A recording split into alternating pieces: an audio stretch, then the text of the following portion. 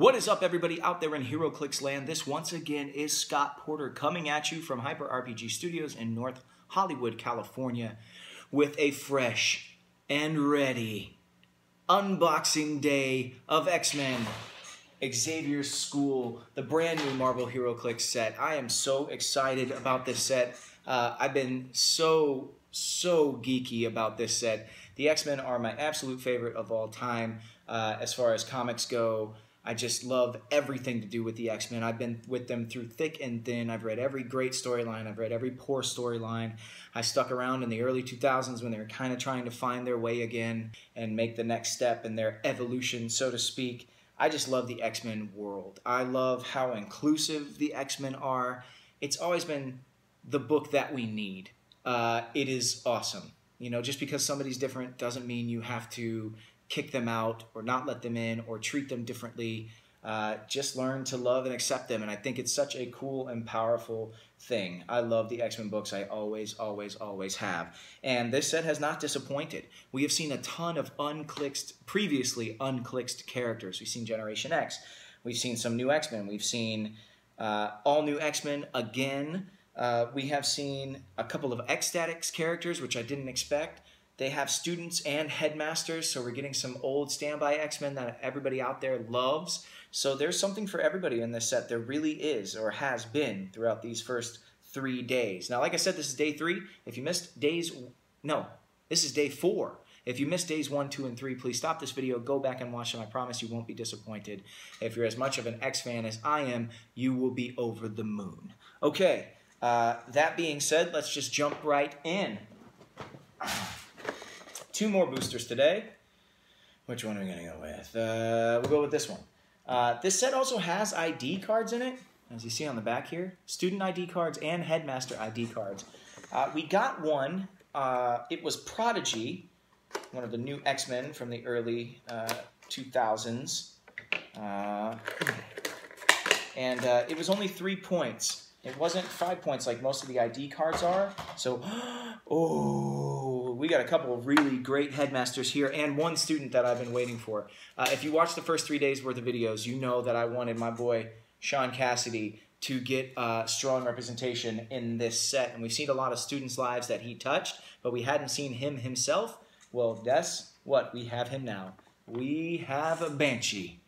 And we have a really cool looking kitty Pryde next to him. It looks like she has projectiles being thrown through her.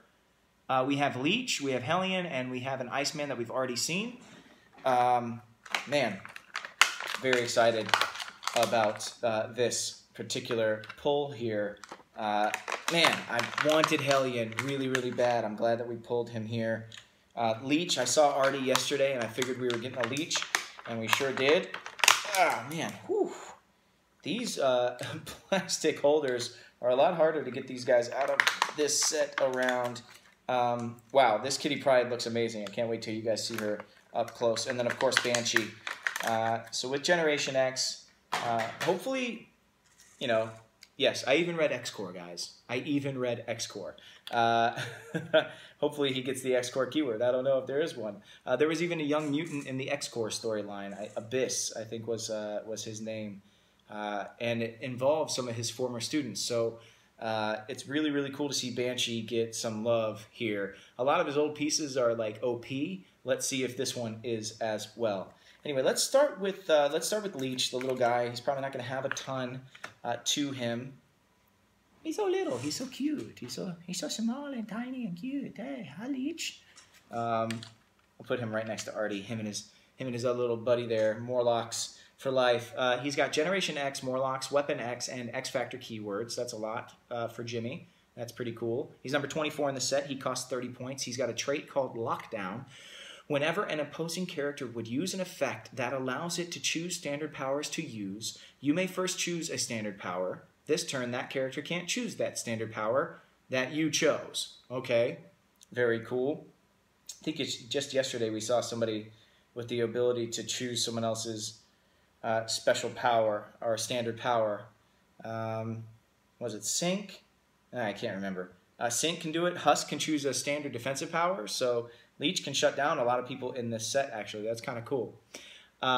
he has a special damage power, don't get too close, Outwit. Each time Leech uses it, if his target was within 4 squares, after resolutions, he can use Outwit again, targeting a character not already targeted by his Outwit this turn. He can keep using it as long as he has targets. So you can drop him in the middle of everybody. He's a nice little Outwit bomb. He's got only 3 clicks there. He's got stealth on all of them, though. And there you go. There's Leech for you. Okay, let's see. Moving on. We'll move on to Kitty Pryde. I want to show you this sculpt. So Kitty Pryde's number 32 in the set. She costs 50 points. All new X-Men and X-Men keywords. So that is her current character, you know, with the all new X-Men here, kind of as their mentor. But if you see, she's got these projectiles phasing through her. It's actually really cool. We've had so many Shadow Cats that wasn't sure how they were going to make her different, but they did. She has the Headmaster, all-new X-Men trait. Leadership, perplex, but only to target another friendly character with the all-new X-Men or X-Men keyword. During force construction, you may include 1 student ID card on your force without adding its cost. Again, we got 1 student ID card. We've only gotten 1 ID card, period. It was Prodigy, and he's only 3 points, and he does not have any time of inspiration power. So he's only 3 points, not 5. And maybe that's why. Movement power, quick, through here, phasing teleport, and stealth. Friendly characters can move through walls adjacent to Kitty Pryde. That's awesome. Oh, that's going to be so cool to use. You stack her against a wall, and then students can move through that wall. That's really, really cool. That's a great way to use her power in a brand new way and give her a really interesting sculpt. I'd like to see more of that out of WizKids. If you're going to give us characters that we've seen a ton of times, really put a new twist on the character, not just another version power-wise that we've seen before or another sculpt that we've seen before. That's a really, really cool way to make a character who we've seen a ton of feel fresh and feel awesome. Excited about that. Okay, Hellion. Oh, Julian. Dude. Another character that, like, you just hate at first, but can't then help but kind of fall. Oh, no! I dropped it. Okay, I got him back. Here we go. What I was saying was, though, that you kind of don't like him at first when they're having the whole, in the new X-Men run, when they're competing, kind of like Surge versus Hellion, and the 2 teams are going at each other. I think there was like 8 different teams. Everybody was coached by somebody else. You know, Cyclops had a team, Shadowcat had a team, White Queen had a team, Kitty had a team. Anyway, Hellion, you didn't like him at first, but then you came around. You came around. He did some noble acts. He started to get you on his side. Really excited that we have him here.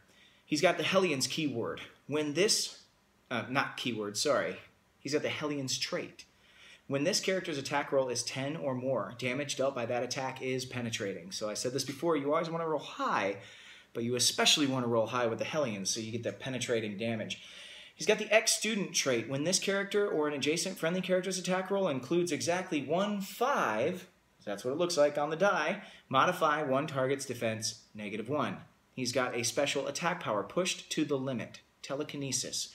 When Hellion uses it, you may deal him 1 unavoidable damage. If you do, after resolutions, he can use telekinesis at no cost. So, there you go. There's the back of his card. He is set number 13, and he's only 40 points. So a lot of these young kids have slight dials, usually with only 1 power that's not a standard power on them. So interested to see how they play. The first time we're getting a lot of these characters, I would like to see them at a little bit more of a powerful tick than this. But, you know, I'm just happy to have them. We'll see how they all play together once you put them all on a team. Maybe they become really, really great when they're working together. So, who knows? Banshee, Generation X, X-Men, Detective, Police, keywords. He's number 40 in the set. He can be played at 75 or 40 points. I wonder what the 40-point Banshee is all about. He looks like he's wearing like a dog halo. You know, like when you take your dog to the vet and they have surgery on something and you don't want them to chew at it. That's that's what he's got going on there. But besides that, I'm stoked. He's always got those little wings, the stripes, they always are so striking. I love Sean Cassidy. He's got the Headmaster Generation X. Leadership and Perplex, but only to target another friendly character with the Generation X keyword. During force construction, you may include one student ID card on your force without adding to its cost. He's got a special attack power, Leave Your Head Ringin'. When Banshee hits an opposing character of less points with a range attack, after resolutions, give that character an action token. Okay, so a little free end cap there. He's not OP like some of his old versions. He does have Pulse Wave on that first click, though. And he does have Running Shot. And you know that people love to use that Running Shot Pulse Wave combination in the most cheesy of ways. But still, very, very excited about this. We've seen a lot of Generation X. We have gotten almost the complete lineup of Generation X, including Banshee as a headmaster there. We haven't seen a White Queen yet, so still waiting on her. And they came out of a storyline, Phalanx Covenant, where Blink actually came into being. She went on to go into exile. She actually dies in the Phalanx Covenant, but I wonder if we get a new Blink here as well, just because that's where Generation X came out of. Not sure. We will wait and see. I would always take another Blink. I love her to death. Exiles, ugh, another one of my favorite books in the X-Men universe. All right, let's see. What do we have in our next booster? We haven't seen a Prime or a Chase yet, so... Oh, never mind. We have seen a Prime. We just are now seeing a Prime immediately. Ooh, and a really dope looking version of Magic here. We've got Hellion and Karma, which we've already seen. But we have Magic there on the end. Fully armored up Magic. Very cool Ilyana. We've got a Magneto there. Oh, purple.